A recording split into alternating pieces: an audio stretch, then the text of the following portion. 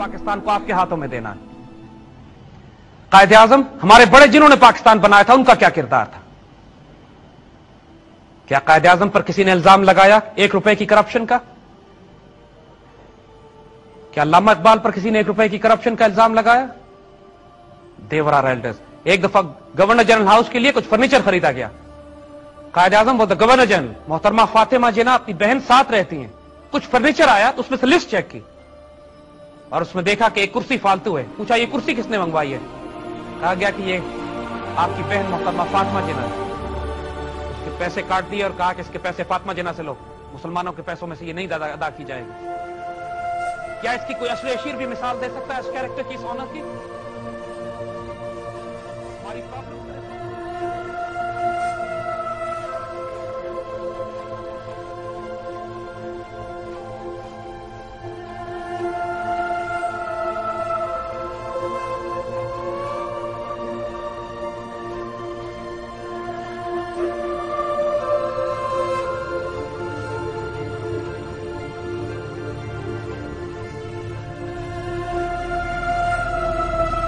हमारे एक वफाकी वजीर ने 2 माह के दौरान 4,58,833 रुपए का पेट्रोल खर्च किया था, जबकि एक वजीर की चाय का 2 दिन का बिल 26,000 रुपए आया था।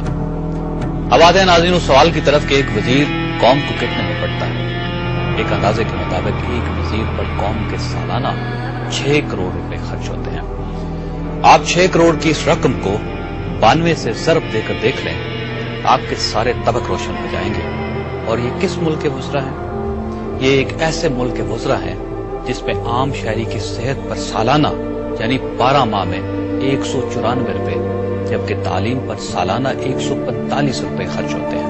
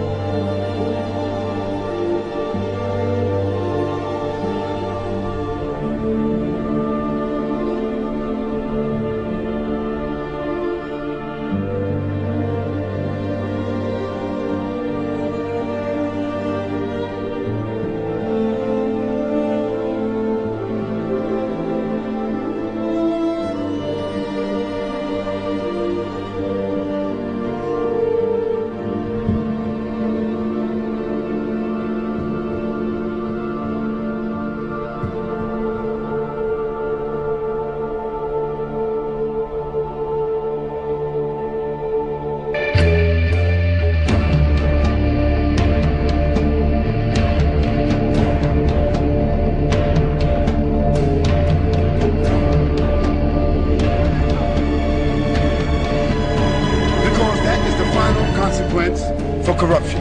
Allah subhanahu wa ta'ala said in the Quran, Hal jaza'ul ihsan illa al-ihsan. Is there any other reward for good other than good?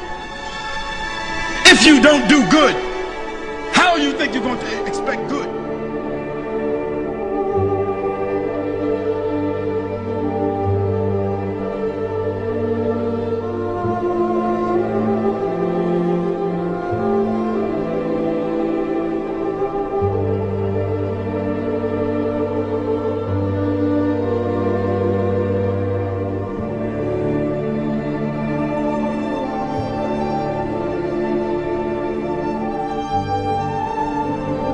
एक पॉलिसीज की बात हो रही थी, मैं इनकी इनएफिशिएंसी और इनकी करप्शन की आपको बात बताऊं कि पिछले साल पूरे मीडिया ने पाकिस्तान के, क्योंकि मीडिया के ऊपर ब्लेम आ रहा है ना कि हम लोग खामखा में बोलते रहते हैं, पूरे मीडिया ने पॉइंट आउट किया कि जी सितंबर 30 को इंडिया ने चुनाव का पानी रोक लिया। 2 महीने तक हम सुनते रहे कि जरदारी साहब खत लिखेंगे जी मनमोहन को। जरदारी साहब को वो डाकिया नहीं मिला जिसने खत पोस्ट करना था जाके जरदारी। और 2 महीने आपका क्रिटिकल पानी जो है, 2 महीने आपका क्रिटिकल पानी जो है वो खत्म रहा, आपकी खरीफ की फसल उड़ गई। उसके बाद उन्होंने गन्ने की फसल के लिए रिलीज करा दिया क्योंकि अपनी शुगर मिलें इन्वॉल्व थी और गरीब का खून था उसमें। बात यह कि लोग फाकों से मर रहे हैं। It's very easy for you and me to sit over here and rationalise कि देखें पढ़ी लिखी वाली बातें करें, people are dying of hunger. आपके हालत ये हो गई आपके मुल्क की कि पंजाब का मतलब क्या है? 5 दरिया वाला। एंड अब यू हैव टू टेक, ये कहां है बोतल? मैं I want to see it. हर आदमी पंजाब में पानी की बोतल लेके पीता है। آپ کے پاس فریش واٹر نہیں ہے. 2.5 کروڑ لوگ ہیں جن کے پاس پینے کا پانی نہیں ہے پنجاب میں. آپ نے فصلوں کو کہاں سے دینا؟ یہ ہمیں کہہ رہے ہیں ریشنلائز کریں ہم. People are dying. You want us to be rational?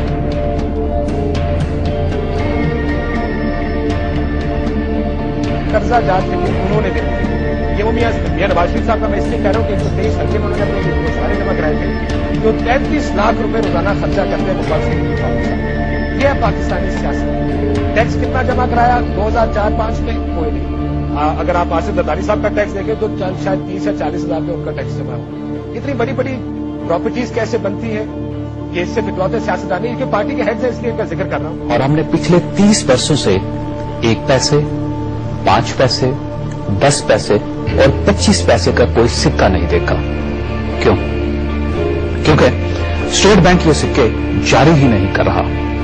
لیکن آپ حکومت کا کمال دیکھیے کہ حکومت جب بھی پیٹرول گیس اور بجلی کی قیمت میں اضافہ کرتی ہے تو اس میں روپوں کے ساتھ ساتھ پیسے ضرور شامل کر دیے جاتے ہیں. مثلا آپ کل کے اضافے ہی کو لے لیجئے. حکومت نے کل پیٹرول کی قیمت میں 5 روپے 92 پیسے اضافہ کیا، جس کے بعد پیٹرول کی قیمت 62 روپے 13 پیسے، ہائی سپیڈ ڈیزل کی قیمت 62 روپے 65 پیسے اور لائٹ ڈیزل کی قیمت 54 روپے 94 پیسے ہوگی.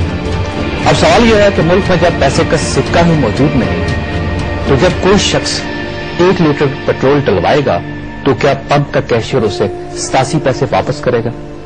یقیناً نہیں کرے گا. چنانچہ اسے لازماً 62 کی جگہ 63 روپے ادا کرنا پڑیں گے. اب آپ مزید دلچسپ صورتحال بھی ملاحظہ کیجئے کہ پاکستان میں روزانہ 3,20,000 بیرل پیٹرول فروخت ہوتا ہے اور اسے اگر ہم لیٹرز میں کیلکولیٹ کریں تو یہ 5 کروڑ 8,80,000 لیٹر بنتے ہیں. اب اگر پیٹرول سپلائی کرنے والی کمپنیاں ہر لیٹر پر 87 پیسے اڑانا شروع کر دیں تو یہ 4 کروڑ 42,65,000 روپے روزانہ بنتے ہیں. اب ہم اگر اس رقم کو مہینوں کو برسوں اور برسوں کو 30 سال سے ضرب دے دیں تو یہ رقم کتنی بنے گی؟ اس کا اندازہ آپ خود لگا لیجئے. سوال یہ ناظرین، یہ رقم کہاں جا رہی ہے؟ اس کا فائدہ کون اٹھا رہا ہے؟ اور جب ملک میں پیسے کا سکہ ہی موجود نہیں تو حکومت سکوں کو معیار بنا کر قیمتوں میں اضافہ کیوں کرتی ہے؟ ہم اگر اس سوال کا جواب تلاش کریں تو مجھے یقین ہے کہ یہ پاکستان کی تاریخ کا سب سے بڑا اسکینڈل ہوگا.